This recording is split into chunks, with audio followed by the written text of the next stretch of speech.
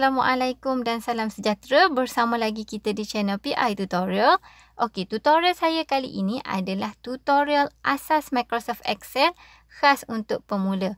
Yang mana untuk video ni saya buatkan khas untuk mereka yang baru saja nak mengenali apa itu Microsoft Excel dan yang baru nak berjinak-jinak dengan Microsoft Excel.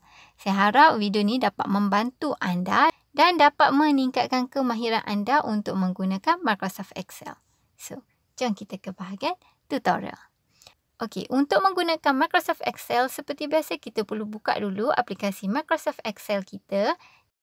Untuk maklumat anda, saya menggunakan Excel version 2016.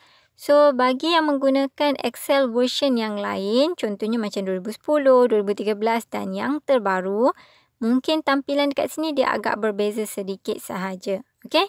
Dan bagi anda yang menggunakan version yang sama macam saya, dekat bahagian sini anda boleh tengok dia ada template Excel yang dah pun disetkan dengan formula dan juga format.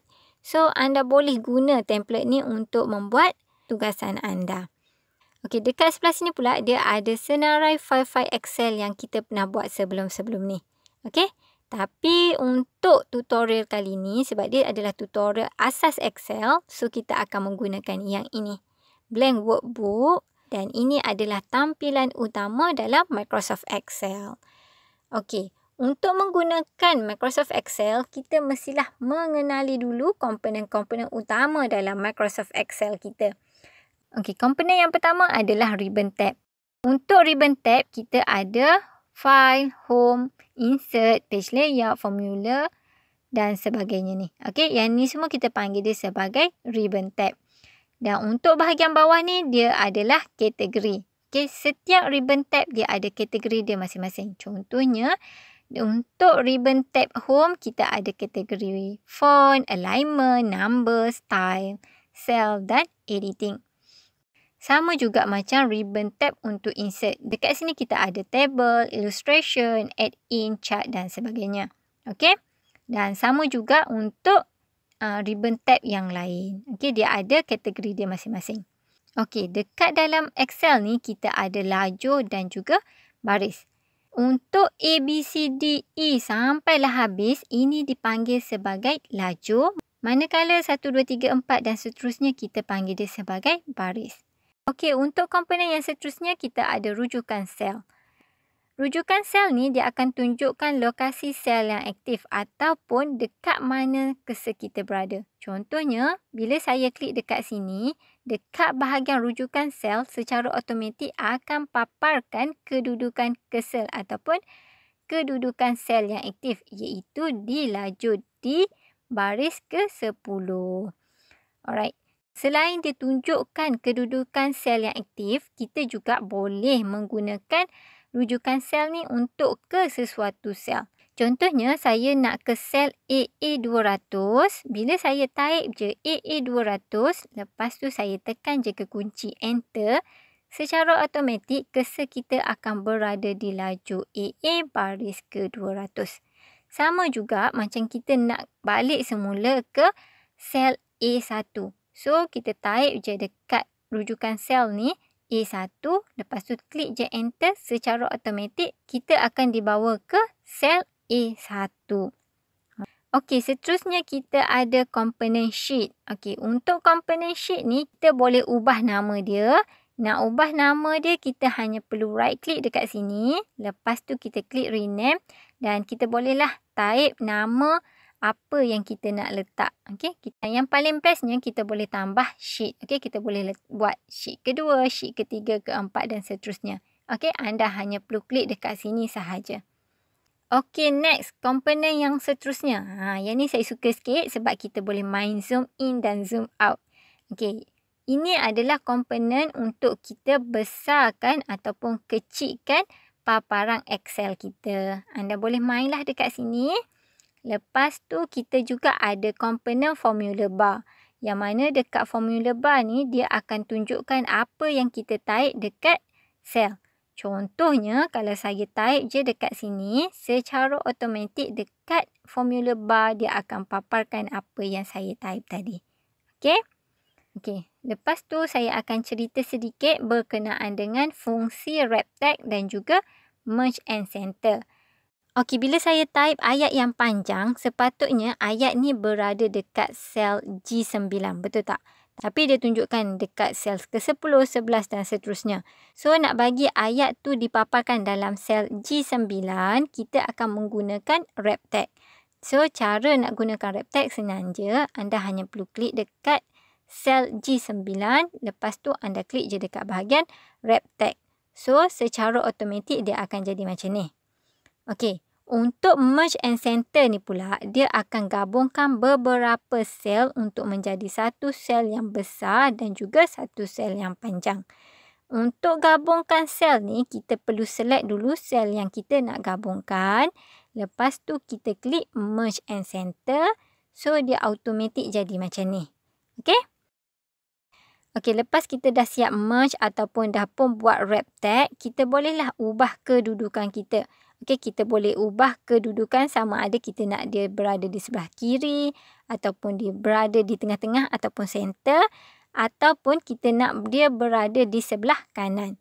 Okey, lepas kita dah adjust kedudukan sebelah kiri kanan ni, kita boleh juga ubah kedudukan sama ada kita nak dia berada di tengah ataupun di bahagian atas ataupun di bahagian bawah. Okey? Okey, untuk sesi penerangan seterusnya saya akan masukkan dulu data untuk saya jadikan sebagai jadual. Okey, untuk bahagian tajuk, saya akan buatkan dia berada di tengah-tengah jadual. So, untuk buat dia berada di tengah-tengah jadual, kita perlu gabungkan sel A1 sampailah sel N1. So, cara dia sama je macam yang saya ceritakan tadi. Anda hanya perlu select ke semua sel-sel ni.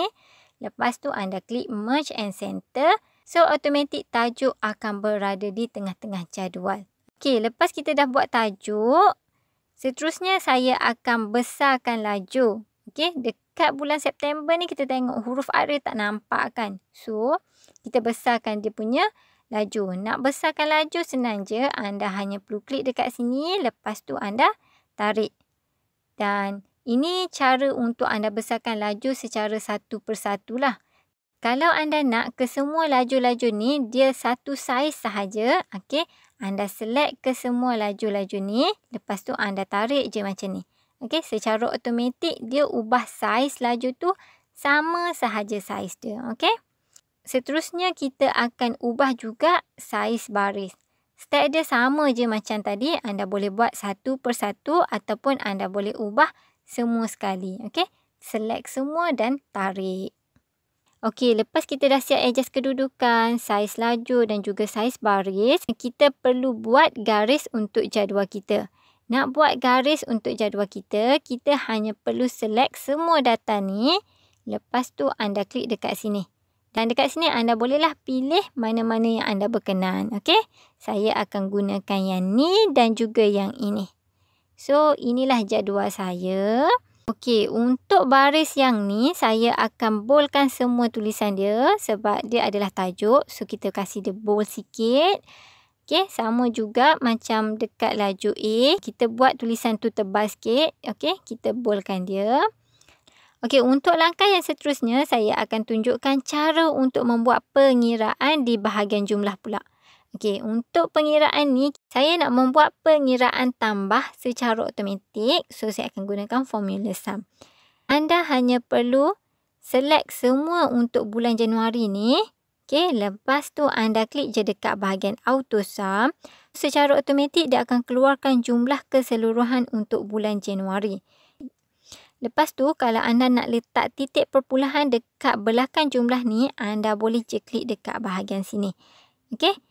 Yang ni pula kalau anda nak letak tanda koma dekat bahagian jumlah dan seterusnya anda boleh masukkan nilai ataupun mata wang.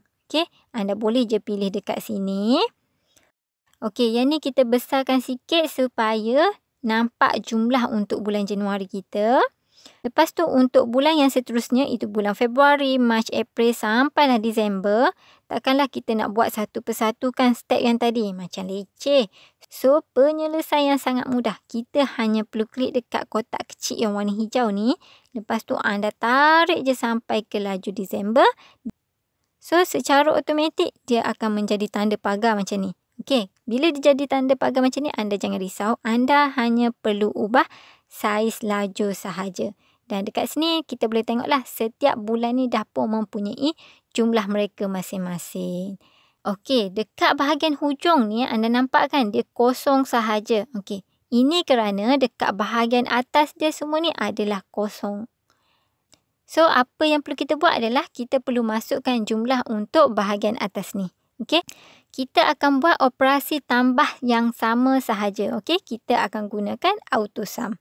So, cara dia sama je macam tadi. Kita akan select daripada Januari sampailah Disember.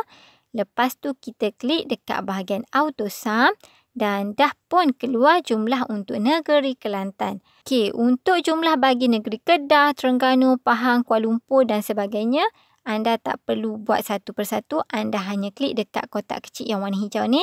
Lepas tu tarik je dekat bahagian bawah. So, dah pun selesai. Okey? Dan sekiranya dia nampak tanda pagar ni, ni maksudnya anda perlu besarkan saiz laju. Okey?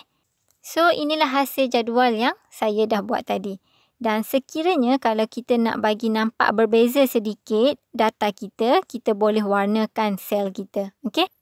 Nak mewarnakan sel ni senang je. Anda hanya perlu select pada sel yang anda nak warna. Lepas tu anda klik dekat sini. Okey? So, saya rasa setakat itu sahaja perkongsian saya berkaitan dengan tutorial asas Excel. Sekiranya anda suka tutorial berkaitan dengan Excel, anda boleh tekan ikon subscribe dan tekan juga ikon loceng bagi mengaktifkan notification supaya anda tak terlepas video-video yang menarik berkaitan Excel dan juga tutorial-tutorial yang lain. So, itu sahaja. Assalamualaikum. Jumpa lagi dalam next video. Bye-bye.